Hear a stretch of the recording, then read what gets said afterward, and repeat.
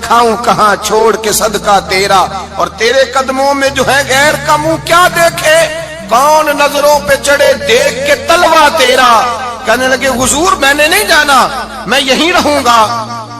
چچا اور باپ نے دیکھا تو کہنے لگے بیٹا تو غلامی چھوڑ کے نہیں جائے گا، تو ملازمت چھوڑ کے بادشاہی میں نہیں جائے گا۔ تو آپ کے والد کو آپ فرمانے لگے ابا جی ذرا 2 گھڑیاں یہاں رہ کے تو دیکھیں، یہاں 2 گھڑیاں رہ کے تو دیکھیں۔ فرمایا یہاں ملازموں کا وہ اعزاز ہے جو شہزادوں کا ہوا کرتا ہے، یہاں خادموں کی وہ عزت ہے۔ اور پتہ پھر ان کو مقام کیا ملا، یہ واحد شعبیاں جن کا نام اللہ نے قرآن پاک میں بیان فرمایا ہے، نام اللہ نے قرآن مجید میں بیان فرمایا۔ حضور کا اپنے غلاموں کے ساتھ جو تعلق تھا، اپنے ملازموں کے ساتھ جو رشتہ تھا، بڑا آدمی آتا ہے نا، بڑا آدمی تو لوگوں کی سانس سوکھ جاتے ہیں، اٹھ کے ملتے ہیں، بڑا کچھ کرتے ہیں۔ مزدور آتا ہے تو لوگ اوے کہہ کے پکارتے ہیں، ان کو خبر ہی نہیں کہ اس شخص کا اعزاز کتنا ہے۔ حضرت انس بن مالک رضی اللہ تعالیٰ عنہ فرماتے ہیں میں چھوٹا سا تھا، میری اماں مجھے حضور کے گھر چھوڑ گئی، میں نے 10 سال نوکری کی نبی پاک کی۔ کتنے سال بولیے؟ 12ویں دن لوگ کہتے ہیں بس بھائی ختم ہو گیا، اب فرینکنس ہو گئی ہے، اب جو مرضی تیرے ساتھ کریں گے۔ 10 سال نوکری کی میں نے، لیکن جناب انس فرماتے ہیں نبی پاک نے کبھی مجھے اف تک بھی نہیں کہا تھا، اف تک بھی نہیں کہا تھا، اف تک بھی۔ حضور نے بھیجا جاؤ فلاں آدمی کو بلا کر کے لاؤ۔ حضرت انس بن مالک رضی اللہ تعالیٰ عنہ فرماتے ہیں میں بلانے گیا، بچہ تھا چھوٹا سا، رستے میں بچے کھیل رہے تھے تو میں ان کے ساتھ کھیلنے لگا، محو ہو گیا، مجھے پتہ ہی نہ چلا وقت کا۔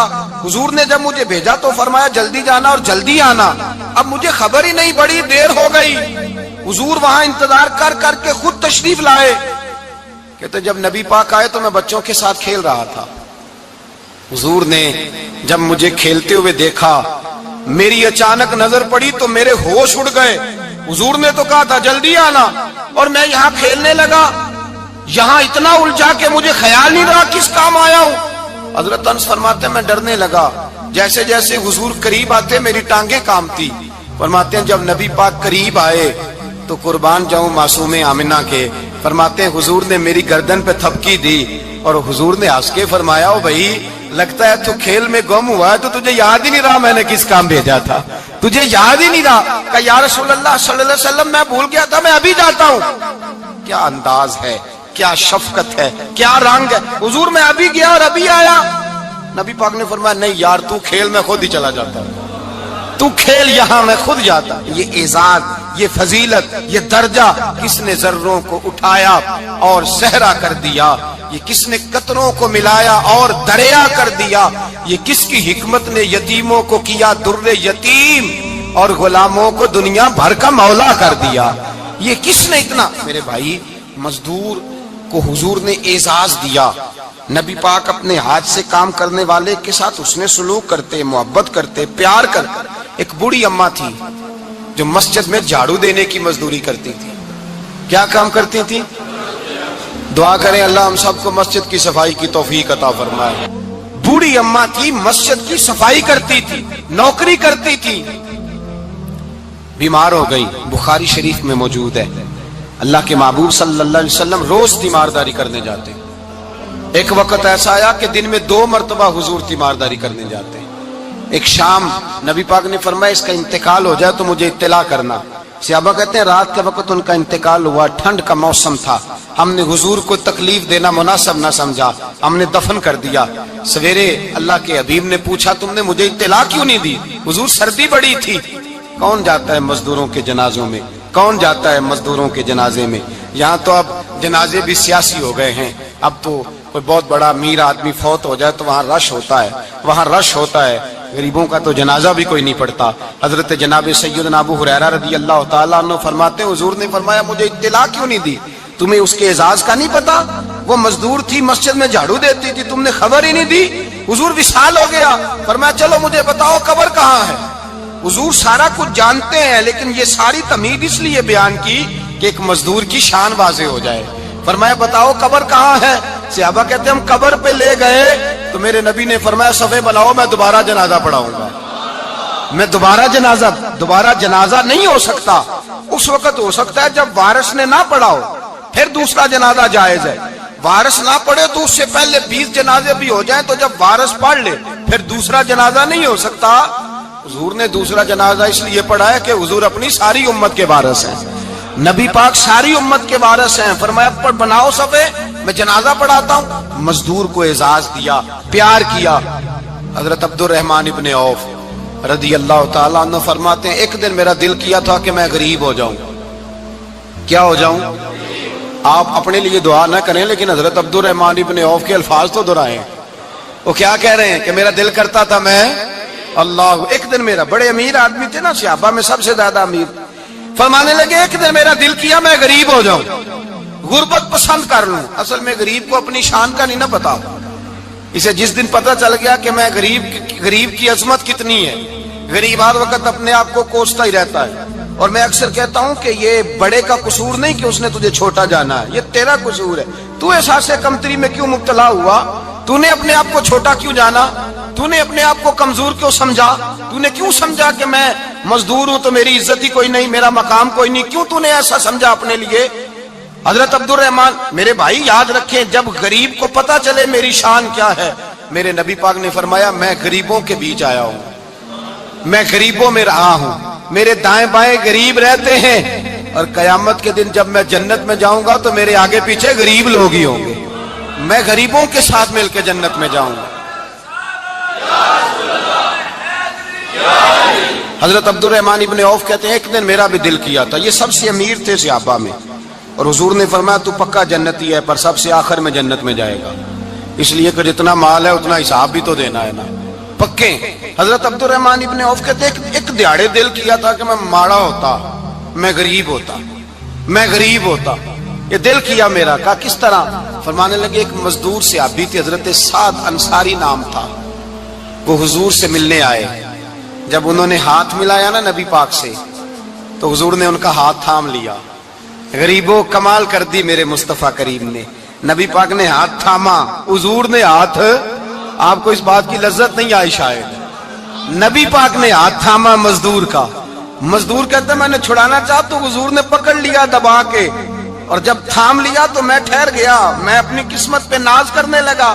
حضور نے میرا ہاتھ کھولا, کہتے ہیں ہاتھ پہ چھالے تھے, جگہ جگہ چھالے بنے ہوئے تھے. تو نبی کریم صلی اللہ تعالی علیہ وآلہ وسلم نے ہاتھ کھول کے فرمایا سعد یہ کیا ہوا؟ عرض کی حضور غریب ہوں, بوڑھے ماں باپ ہیں, چھوٹے چھوٹے بچے ہیں, بہن بھائیوں کے حقوق ہیں, بیوی کے منہ میں حلال کا لقمہ دینا ہوتا ہے.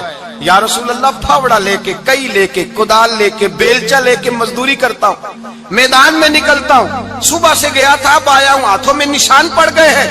حضرت عبد الرحمن ابن عوف فرماتے ہیں جس کے قدم چومنے کو دنیا ترسے, اس رسول نے سر مبارک جھکایا اور غریب کے ہاتھ کو چوم لیا.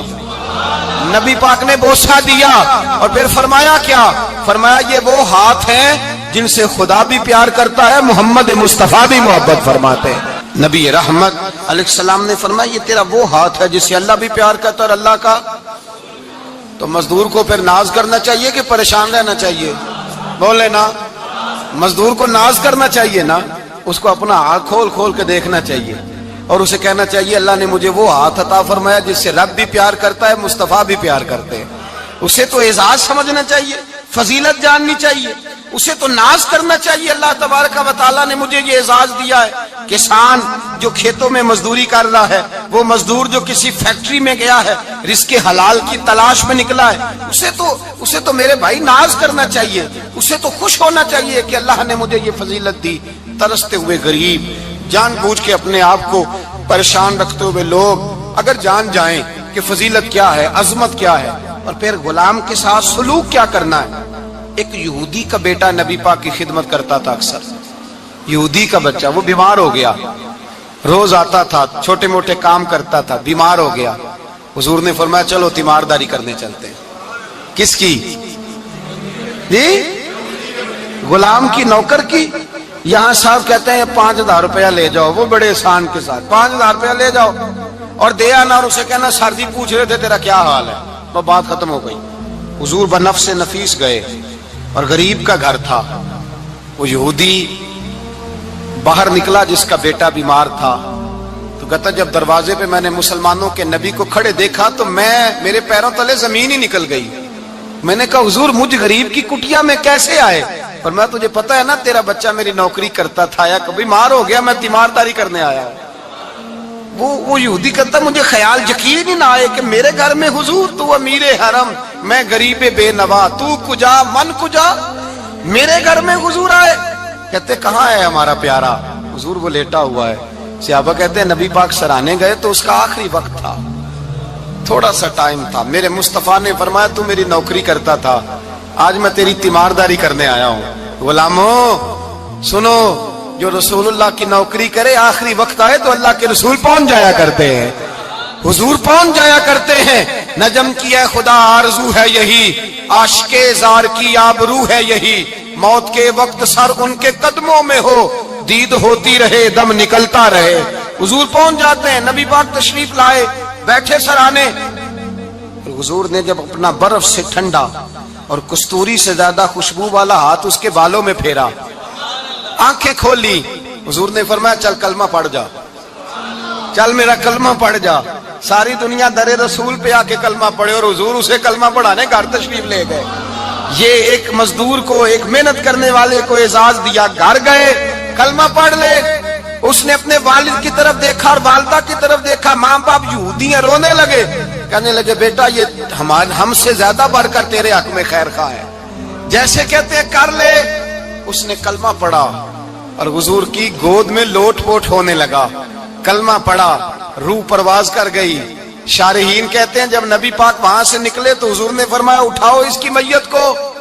ماں باپ کہنے لگے کہاں لے جانا ہے؟ فرمایا ہم اپنے طریقے کے مطابق غسل کفن کریں گے, اس لیے کہ جو کلمہ پڑھ جائے پھر وہ میرا ہو جایا کرتا ہے, میرا ہو جایا کرتا ہے. بھائی یاد رکھیں, مزدور کو حضرت ربیعہ بن کعب فرماتے ہیں میں حضور کو وضو کراتا تھا, رات کا وضو میری ذمہ داری تھی, صرف ایک وضو رات کا. ہمارے ہاں تو 25 سال مزدور مزدوری کر کے چلا جاتا ہے, پر وہ مزدور ہی رہتا ہے, وہ مزدور ہے, اس کا کوئی اعزاز نہیں, کوئی اس کے لیے وہ کہتے ہیں اب بابا جی آپ کو کھانسی زیادہ آتی ہے, اپنے بیٹے کو لگا دیں, کسی اور کی ڈیوٹی لگا دیں, اب آپ کام نہیں کر سکتے. 25 سال نوکری کی, ملا کیا؟ حضرت ربیعہ کہتے ہیں میں وضو کراتا تھا رات کا. میرے نبی پاک نے فرمایا شادی کیوں نہیں کرتا؟ تو میں نے کہا یا رسول اللہ نہ میرے پاس حسن ہے, نہ پیسے ہیں, نہ کوئی کاروبار ہے, مجھے کون رشتہ دے گا؟ میرا روپ بھی نہیں تے میرا رنگ بھی نہیں, میں نے یار مناؤن دا ٹانگ بھی نہیں, کون مجھے رشتہ دے گا؟ کہتے ہیں حضور خاموش ہو گئے. دوسرا دن آیا تو میں وضو کرانے پہنچا تو نبی پاک نے فرمایا شادی کیوں نہیں کرتا؟ کہتے ہیں میں نے کہا حضور کون رشتہ دے گا؟ وہی 3 باتیں دہرائیں, نہ پیسے ہیں, نہ حسن ہے, نہ کوئی کاروبار ہے, نہ مکان ہے. فرمایا حضور نے تیسرے دن پھر کہا. جب دوسرا دن ہوا نا تو حضور نے کہا, حضور خاموش ہوئے میرے جواب پر. میں نے کہا یار کتنا بیوقوف ہوں, حضور روز پوچھتے ہیں اور میں جواب ہی نہیں دیتا. کہتے ہیں تیسرے دن میں نے ارادہ کیا آج نبی پاک پوچھیں گے تو میں کہوں گا حضور جیسے دل کرتا ویسے ہی کرا دیں. کہتے ہیں تیسرے دن میں گیا, سارا وضو کرا لیا, پر نبی پاک نے پوچھا ہی نہیں.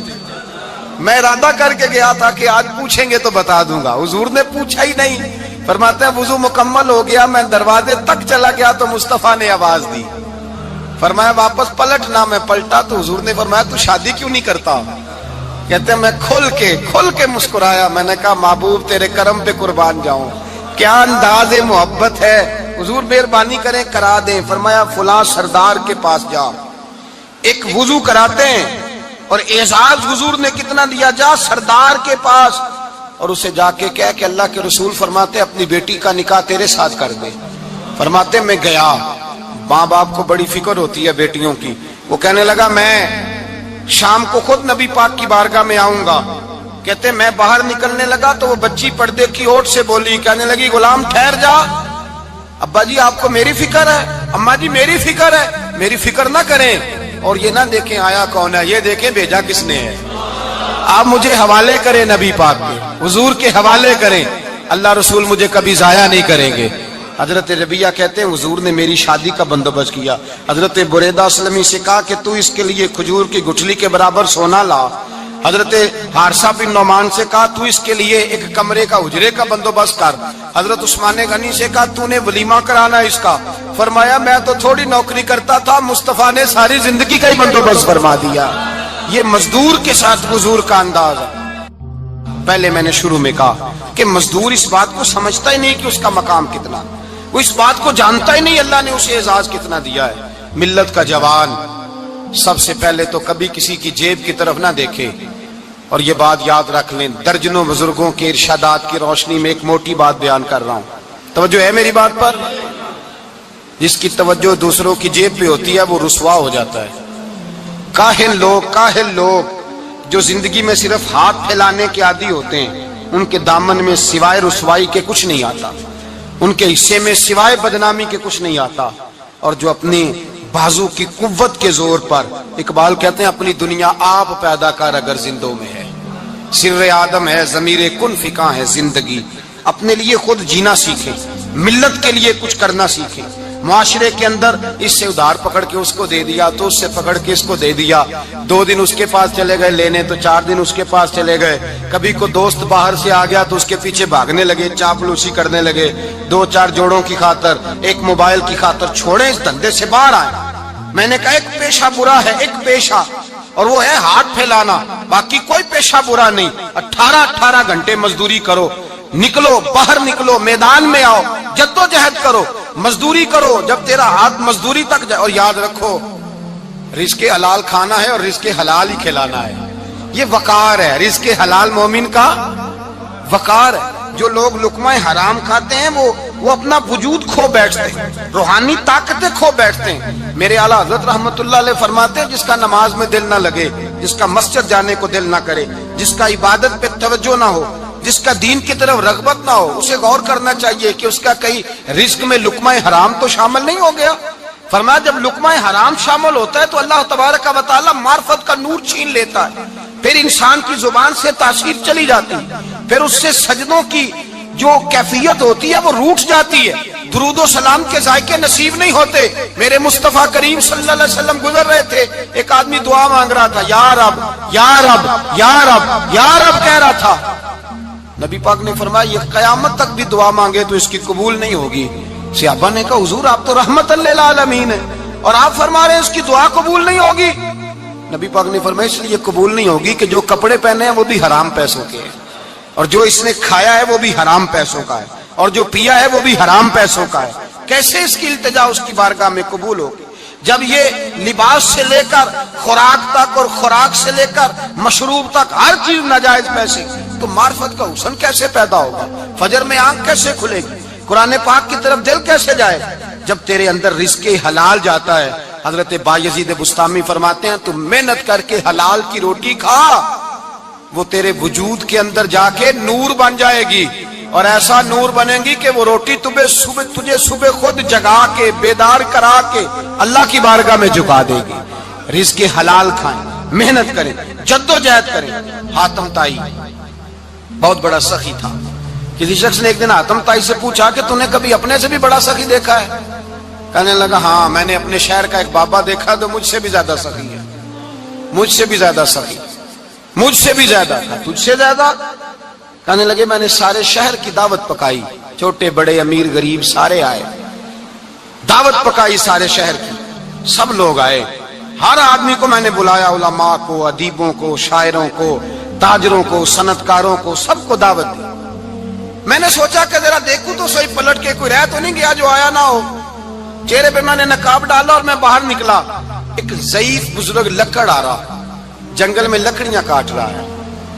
میں اس کے پاس گیا تو میں نے کہا بابا تجھے نہیں پتا آج حاتم طائی کی دعوت ہے، تو نہیں گیا؟ کہنے لگا بیٹا مجھے خبر آئی تھی، اطلاع ملی تھی پر میں نہیں گیا۔ تو کیوں نہیں گیا؟ کہنے لگے مجھے ہاتھ کی کمائی کر کے کھانے کا چسکا لگ گیا ہے، مزہ لگ گیا ہے ہاتھ کی کمائی کھانے کا، اب مجھے دوسرے کے دسترخوان پر ذائقہ نصیب۔ ہمارے معاشرے کا تو المیہ ہے، لوگوں کو لذت ہی دوسرے کے دسترخوان پہ آتی، مفت کی روٹی کا ذائقہ نصیب ہوتا ہے، مجھے اپنے ہاتھ کی کمائی کا ذائقہ لگ گیا ہے، اب میں وہاں نہیں جاتا۔ کہتے ہیں میں پلٹنے لگا تو بابے نے بلایا، کہنے لگا ادھر آ یار۔ میں گیا تو اس نے 5 آنے نکالے، کہنے لگا حاتم طائی کا جو بندہ لنگر پکانے والا ہوا نا، یہ 5 آنے اسے دے دینا، حاتم طائی کو ضرورت نہیں میرے پیسوں، تو بڑا امیر آدمی ہے۔ یہ اس کو دے دینا 5 آنے لنگر والے کو، اور اس کو کہنا بڑے بڑے نیک لوگ آئے ہیں دعوت میں، 5 آنے میرے بھی شامل کر لیں، اور میرے ہاتھ کی کمائی چلو میری بھی روٹی کوئی کھا لے گا، کوئی اچھا آدمی میرے حصے کے میرے دیے ہوئے پیسوں سے لقمہ کھا لے گا تو اجر مل جائے گا۔ حاتم طائی کہتے ہیں میں نے کھینچ کے نقاب اتارا اور بابے کو کہا یار سینے سے لگ جا، میں تو مالدار ہو کے سخی ہوں، تو غریب ہو کے بڑا سخی ہے، تو غریب ہو کے بڑا سخی ہے، تیرے اندر اتنی خودداری عزت نفس۔ میرے بھائی جس کا ہاتھ پھیلا ہوا ہے اس کا سمٹے گا نہیں، جس کا ہاتھ پھیلا ہوا ہے اس کا سمٹے گا نہیں۔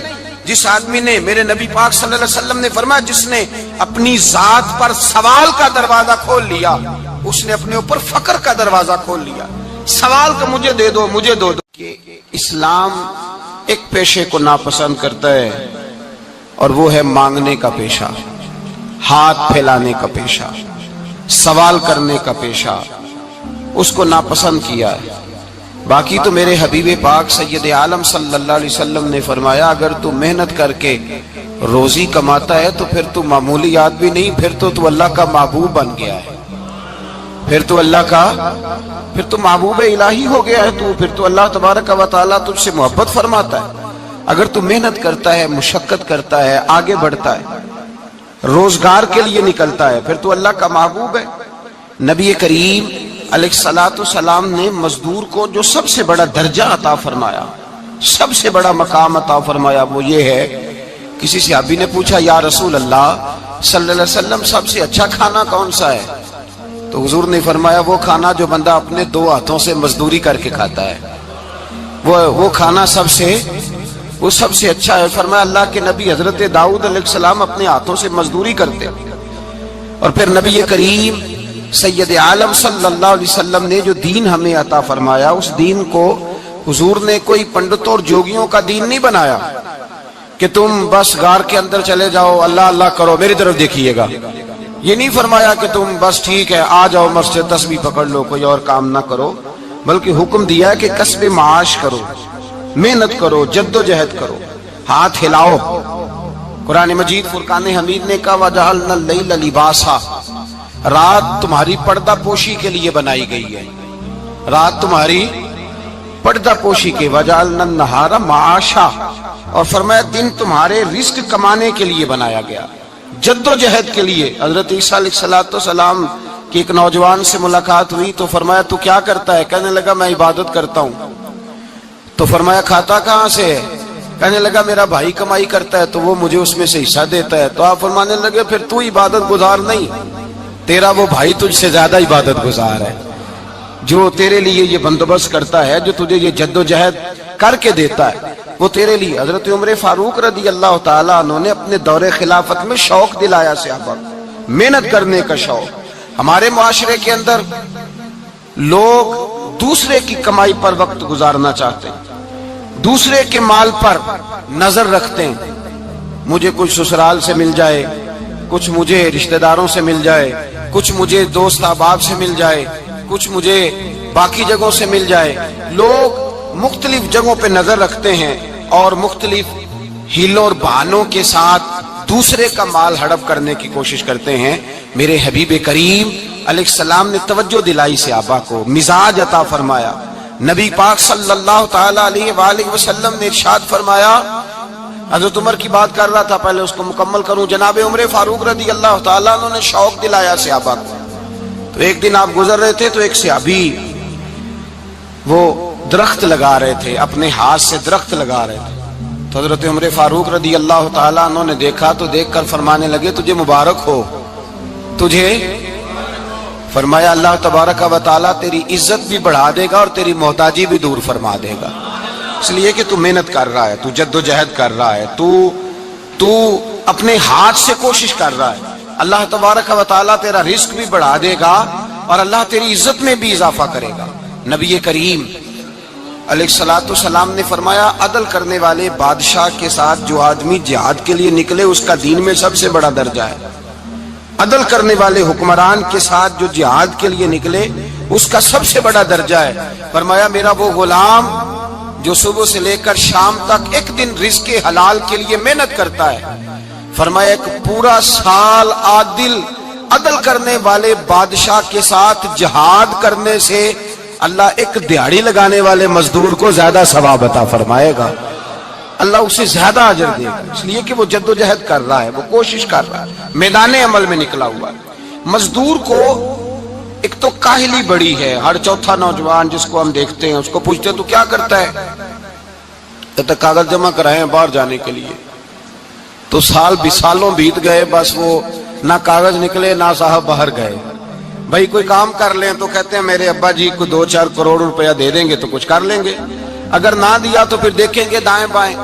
اور اس ظلم نے، اس زیادتی نے گناہ کے دروازے کھولے ہیں، لالچ کے دروازے کھولے ہیں، قتل کے دروازے کھولے ہیں۔ اس گناہ نے رشتے ناتے توڑ ڈالے، لوگ کسی کی ذات سے تو پیار کر ہی نہیں رہے، جیب سے محبت ہو رہی ہے۔ لوگ دیکھتے ہیں کہ کون سا ایسا طریقہ اختیار کروں کہ بغیر کمائی کے میرے ہاتھ پیسے آئیں۔ اور خدا کے بندو یاد رکھو، اللہ تبارک و تعالیٰ فرماتا ہے دنیا تجھے کیا دے سکتی ہے، لوگ تو محتاج ہیں، تو محنت کر اور توجہ میری بارگاہ کی طرف رکھ۔ حضرت عمر فاروق فرماتے ہیں مصطفیٰ کریم صلی اللہ علیہ وسلم نے فرمایا جو توجہ اللہ کی جانب رکھے اور کوشش کے لیے نکل کھڑا ہو، اس طرح پرندہ سویرے بھوکا جاتا ہے شام کو پیٹ بھر کے آتا ہے، اللہ اس بندے کو بھی پیٹ بھر کے روزی عطا فرمائے گا۔ حضرت حسن بصری رحمت اللہ علیہ تشریف فرما تھے تو ایک نوجوان آیا،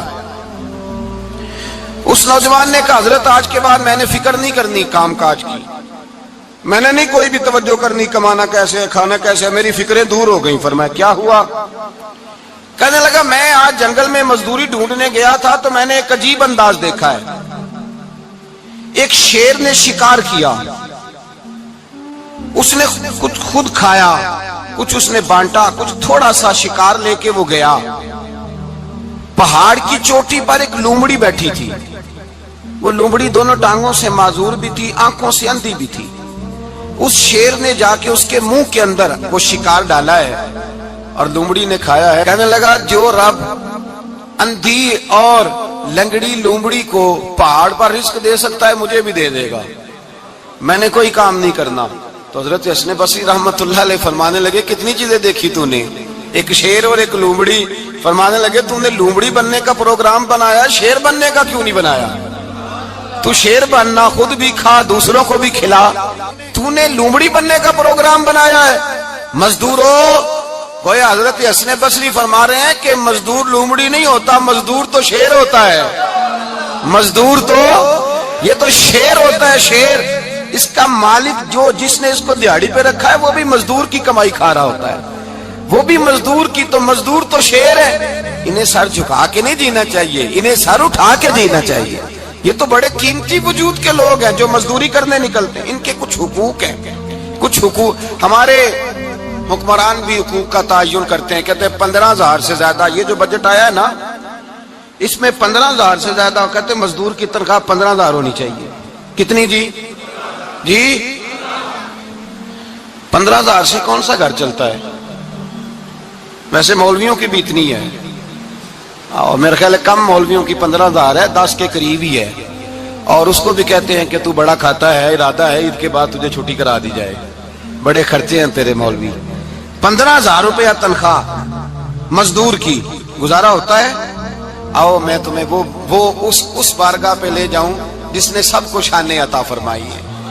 حضرت ابوبکر صدیق رضی اللہ تعالیٰ عنہ خلیفۃ المسلمین بنے، خلیفہ بنے تو سویرے جس رات خلیفہ بنے سویرے سر پہ ٹوکری رکھی، منڈی کی طرف جا رہے ہیں۔ حضرت عمر فاروق رضی اللہ تعالیٰ عنہ مولا علی شیر خدا کو کسی نے بتایا کہ وہ تمہارا خلیفہ تو جا رہا ہے مزدوری کرنے، وہ تو جا رہا ہے کمائی کرنے۔ حضرت علی شیر خدا مولا کائنات جناب فاروق اعظم دونوں نے رستے میں روکا کہ ابو بکر کہاں جا رہے ہو؟ فرمانے لگے کام کرنے جا رہا ہوں، مزدوری کروں گا، منڈی میں جاؤں گا، تجارت کرتا تھا اس کو جاری رکھوں گا، بچوں کا پیٹ بھی تو پالنا ہے۔ اب تمہاری حکومت کے پیچھے بچے تو نہیں نا بھوکے مروا لینے، میں نے کچھ کرنا تو ہے۔ حضرت عمر کہنے لگے چلا آ کے بیٹھ، ہم صحابہ کو اکٹھا کرتے ہیں اور مال غنیمت سے تیرا وظیفہ لگاتے ہیں، آپ کو وظیفہ ملے گا ماہانہ، تو آپ بیٹھ کر کے مسجد میں تو ڈیوٹی کریں۔ بیٹھ گئے، مشاورت ہوئی تو حضرت ابوبکر صدیق رضی اللہ تعالیٰ عنہ سے پوچھنے لگے جناب بتلائیے آپ کا کتنا وظیفہ لگایا جائے؟ تو ابو بکر صدیق فرمانے لگے اتنا لگا دو جتنی ایک مزدور کی تنخواہ ہوتی ہے. تو ایک صحابی بول کے بڑے میٹھے اور دھیمے لہجے میں کہنے لگے ابو بکر اگر تیرا گزارا نہ ہوا تو ابو بکر صدیق فرمانے لگے اگر میرا گزارا نہ ہوا تو میں مزدوروں کی تنخواہوں میں اضافہ کر دوں گا. اگر مزدوروں کے گھر جلنے لگیں گے تو میرا بھی چلے گا. میں ان کی تنخواہیں بڑھاؤں گا صرف اپنی. تو مزدور کے حقوق کا تعین کیا. سب سے پہلے تو میرے نبی پاک علیہ السلام نے منع فرمایا جس کو مزدوری پر رکھو پہلے اس کے ساتھ اجرت طے کرو. حضور صلی اللہ علیہ وسلم نے فرمایا جب تک اجرت واضح نہ ہو جاؤ کسی کو کام پر، جب تک اجرت واضح نہ ہو جائے، مکمل نہ ہو جائے کہ کیا دینا ہے، طے کریں.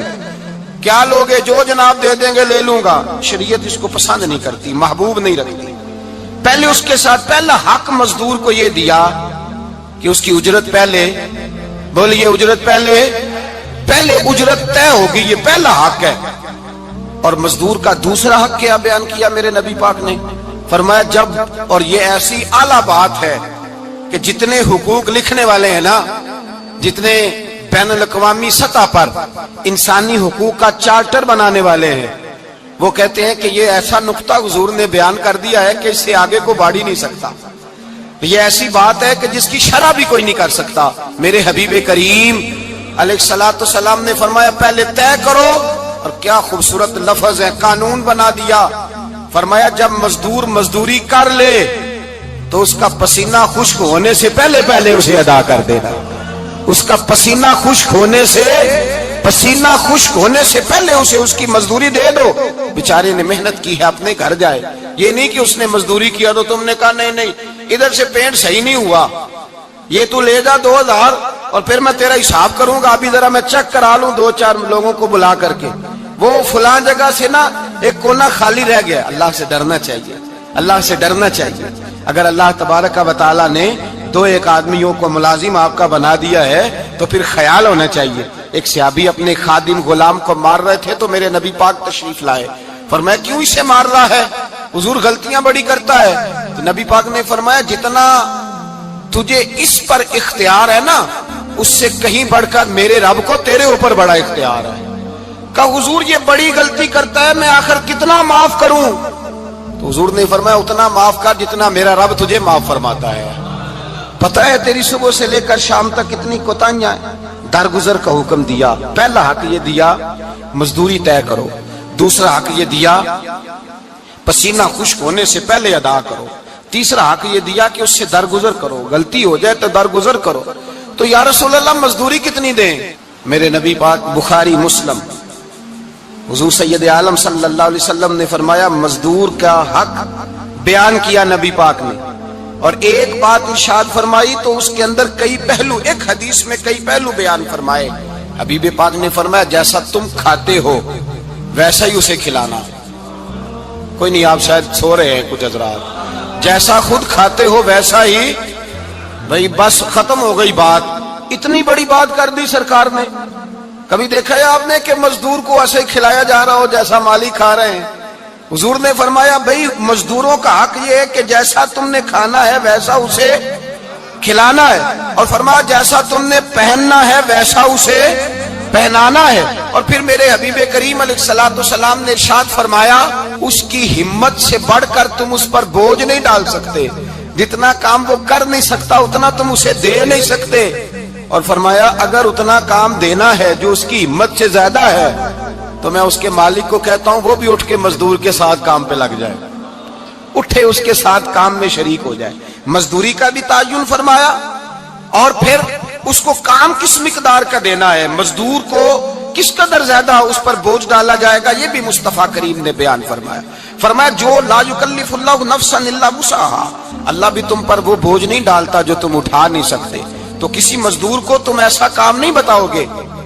حضرت عثمان غنی رضی اللہ تعالیٰ عنہ ایک دن حضرت عمر فاروق سے کہنے لگے عمر بس کر دے یار، تیرے بعد بھی تو لوگوں نے خلیفہ بننا ہے، کیسے کو تیرے رستے پہ چلے گا؟ تو حضرت عثمان غنی سے جناب عمر کہنے لگے کیا ہو گیا؟ آپ فرمانے لگے کل میں دیکھ رہا تھا کہ لوگ باغ میں مزدوری کر رہے تھے اور آپ امیر المومنین ہو کے ان کا ہاتھ بٹا رہے تھے. تو حضرت عمر کہنے لگے بوڑھے تھے، بیمار تھے، मजदूरी कर रहे थे तो पसीना बह रहा था। क्या हो गया अगर थोड़ा सा मैंने साथ दे दिया। हजरत जनाब सैयदना फारूक आजम ये लफ्ज कहते हुए रो पड़े। आप फरमाने लगे, मैं किसी बादशाह का शहजादा नहीं, मैं भी उसी बाप का बेटा हूं जो ऊंट चरा के गुजारा किया करता था। मैंने आगे बढ़ के लोग हैसियत भूल जाते हैं, अपनी हैसियत भूल जाते हैं। अल्लाह तबारक व तआला जब कुछ अता करता है, उनका रवैया अपने मातहतों के साथ इतना सख्त और जाबिराना आमिराना हो जाता है, इस कदर ज्यादा उनके लबो लहजे में कड़वाहट आ जाती है, इस कदर ज्यादा उनकी तबीयतों के अंदर सख्ती और गुरूर भर जाता है कि वो एहसास ही नहीं करते कि जो सामने बैठा है वो बड़ा एक दुखी इंसान है और वो तकलीफ में है, वो आजमाइश में अपने आप को मुब्तला समझ रहा है। हजरत अबू ज़र गिफारी रदी अल्लाह ताला अन्हु फरमाते हैं, मैं अपने मातहतों के हक में बड़ा सख्त था, सख्त थी मेरी तबीयत, मेरे गुलामों की जुर्रत ही नहीं थी कि वो मेरे सामने गुफ्तगू कर सकें और ठहर भी सकें। फरमाते हैं जिस दिन मैं कलमा पढ़ ए ना गल्ला ठीकी लबदाए ऐब किसे दा करना अपना आप संभाल मोहम्मद जो करना सो परना अपना आप संभाल मोहम्मद जो करना सो परना बस करनिया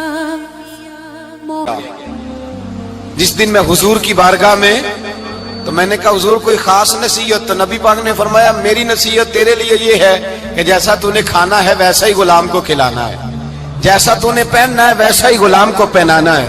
हजरत अबू ज़र कहते हैं जो मेरे अंदर कमी थी वही मेरे नबी ने नसीहत कर दी, जो मेरे अंदर कोताही थी वही गैब जानने वाले रसूल ने बतला दी। फरमाते मैं घर गया, जब मैं जाता था तो मुलाजमों का सांस खुश्क हो जाता था, वो कांपने हाँपने लगते थे कि जाने अब ये क्या करेगा। हजरत अबू ज़र गिफारी फरमाते मैं गया, एक शख्स से मैंने कहा खाना पकाओ, खाना पकाया, दस्तरखान पे लगाया और अपने सारे मुलाजमों को कहा आओ यार मेरे साथ बैठ के रोटी खाओ, आओ सारे मेरे साथ बैठ के खाना खाओ। फरमाते उन्होंने खाना खाया, फिर मैं उनको बाजार ले गया, जैसे कपड़े मैं पहनता था वैसे मैंने उनके लिए भी खरीदे। फरमाते हैं मेरे गुलाम कहने लगे आका खैर तो है ना, खैरियत तो है ना, क्या हुआ, मिजाज मुबारक तो ठीक है, क्या क्या हो गया। और ये जो हम फिजा को इतना खूबसूरत देख रहे हैं और ये जो हम इतनी प्यारी रिमझिम बरसती देख रहे हैं, ये जारी रहेगी या एक दिन की है। तो हज़रत अबू ज़र गिफारी रो पड़े, कहने लगे अब तुम्हें अबू ज़र गिफारी बदला हुआ मिलेगा, इसलिए कि अब मैं वो नहीं रहा, अब मैं रसूलुल्लाह का कलमा पढ़ के गुलाम मुस्तफा बन गया हूँ, अब मैं बदल गया हूँ, मेरी तबीयत बदल गई। गुलामों के हक में हजरत मौला अली शेर खुदा गुलाम को लेकर के गए दुकान पर, हजरत मौला अली गुलाम को लेकर गए कपड़े की दुकान पर, 2 जोड़े खरीदे, एक कम कीमत का एक ज्यादा कीमत का, एक कम कीमत का एक ज्यादा कीमत का, 2 जोड़े खरीदे। जब वापस लौटे तो गुलाम से कहने लगे तू अपना ले ले। गुलाम को पता था कि उस जमाने में होता क्या था, उसने कम कीमत का जोड़ा उठाया। हजरत अली फरमाने लगे अजीब आदमी है, ये तो तेरा नहीं ये तो मेरा है। उसने कहा हुजूर किस तरह से। आप फरमाने लगे तेरे लिए कीमती जोड़ा इसलिए खरीदा है कि तू जवान है और मैंने अपने लिए इसलिए छोटा खरीदा है कि मैं तो अब बूढ़ा हो गया हूँ, मुझे तो आदत नहीं। कहने लगा हुजूर बूढ़े और जवान का मतलब नहीं, आप अली हैं। मन कुन्तु मौला वहाज़ा अलीयुल अली मौला, अली मौला, आप चूंकि मौला अली हैं और आप अमीरुल मोमिनीन हैं, लिहाजा आपने तख्त पर बैठना है, आपने सल्तनत को चलाना है, आप पहनिए। तो हजरत अली फरमाने लगे तू मेरा गुलाम बना है ना, तूने अभी मेरे नबी का दीदार नहीं ना किया, तू बाद में आया है ना, अगर तू उस दौर में होता तो जान जाता कि ये अमल मेरा है, पर इसके पीछे जो नसीहत के फूल है वो मुस्तफा के अता फरमाए हुए।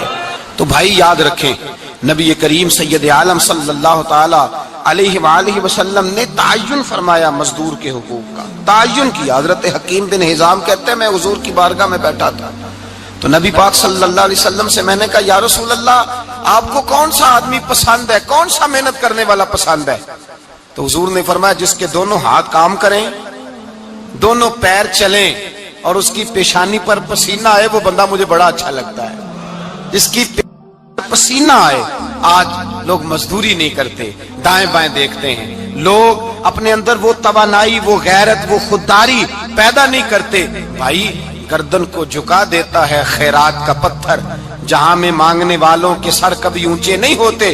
اور ایک بار کہنے لگے غیرت ہے بڑی چیز جہاں نے تگ و دو میں, پہناتی ہے یہ فقر کو تاج سردارا.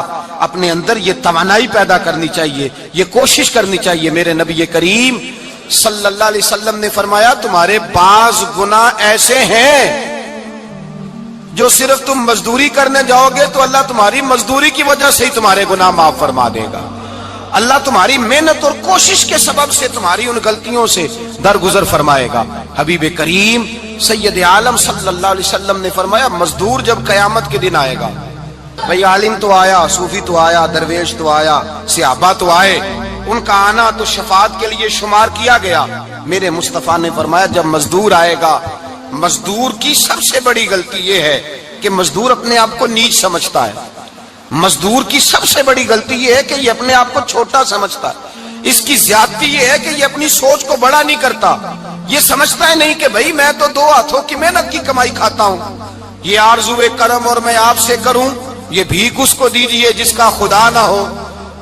مزدور کی زیادتی یہ ہے کہ یہ اپنے آپ کو چھوٹا جانتا ہے. میرے مصطفیٰ نے فرمایا جب مزدور محنت کرنے والا قیامت کے دن آئے گا تو اس کا چہرہ اس طرح چمکے گا جس طرح 14ویں کا چاند چمکا کرتا ہے.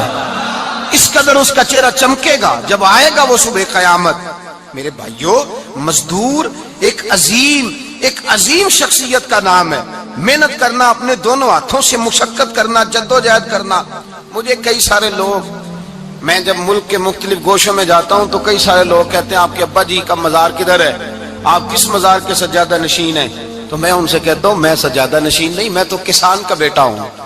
اور میں اس شخص کا بیٹا ہوں جو رات کو 2 بجے اٹھ کے بھی گھر سے نکلتے تھے 2 نفل پڑھ کے. تو ہم پوچھتے تھے کہ اماں جی ابا جی کہاں گئے, تو کہتے تھے چند کھیتوں کو پانی لگانا تھا اور رات کو رخصت ہو گئے. فخر کی بات ہے, یہ اعزاز کی بات ہے, یہ اعزاز کی بات ہے. ہم نے ساری زندگی ان کے ہاتھ پہ چھالے دیکھے لیکن بات لفظ زبان پر یہی دیکھی کہ بیٹا عزت والا وہی ہوتا ہے جو اپنے ہاتھوں سے محنت کر کے روزی کھایا کرتا ہے.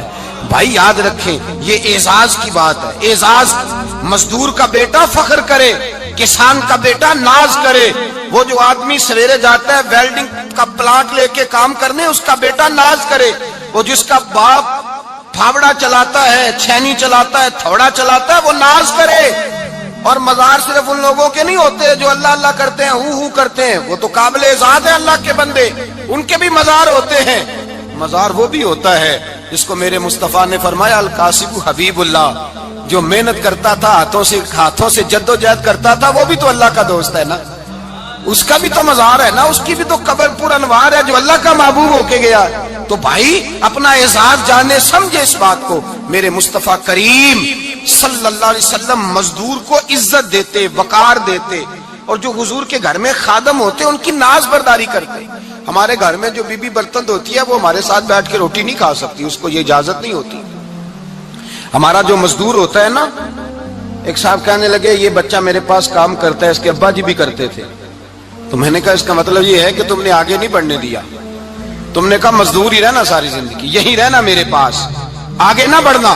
میرے مصطفیٰ کریم سید عالم صلی اللہ علیہ وسلم کے پاس جو لوگ کام کرتے تھے, محنت کرتے تھے, مشقت کرتے تھے. ہمارا ملازم ڈرتا ہے, کامتا ہے, وہ بات کرتا ہے تو صاحب جی کہتے کہتے زبان تھکتی ہے, 100 دفعہ موڈ کو دیکھتا ہے, گالیاں کھاتا ہے بیچارہ, اس کی عزت نفس کو اچھالا جاتا ہے, اس کو رسوا کیا جاتا ہے, اور وہ بیچارہ رات کو رضائی میں منہ دے کے روتا ہے کہ یار میرے نصیب صرف اس لیے کمزور ہیں کہ میں غریب کے گھر میں پیدا ہوا ہوں. ہم احساس نہیں کرتے, اور مزدور کو کبھی موقع مل جائے جان چھوٹنے کا تو بھاگ جاتا ہے. ہمارا کردار اور اخلاق ایسا نہیں ہوتا. حضرت زید بن حارثہ رسول اللہ کے غلام تھے, نبی پاک کے گھر میں جھاڑو دیتے تھے, برتن مانجتے تھے. یہ بچپن میں اپنے قبیلے سے گم ہو گئے تھے, کسی نے اغوا کر کے لا کر کے بیچ دیا, گم ہو گئے تھے. حضور کی بارگاہ عالی مرتبت میں لائے گئے. حضرت زید بن حارثہ سارا دن کام کاج کرتے. کوئی آدمی آیا ان کے علاقے کا, مکہ مکرمہ, ان کو پہچان کر واپس گیا ان کے قبیلے میں, اور جا کے بتلایا کہ تمہارا بیٹا تو محمد ابن عبداللہ صلی اللہ علیہ وسلم کے پاس. اس وقت حضور نے بھی اعلان نبوت نہیں فرمایا تھا. ان کے والد حارثہ چچا لینے آئے اور نبی پاک کے پاس آئے تو 2 تھیلیاں اشرفیوں کی بھر کے لائے. کہنے لگے حضور یہ پیسے لے لیں, 2 تھیلیوں میں پیسے ڈالیں, دینار ہے درہم ہے, حضور لے لیں, ہمارا بیٹا دے دیں.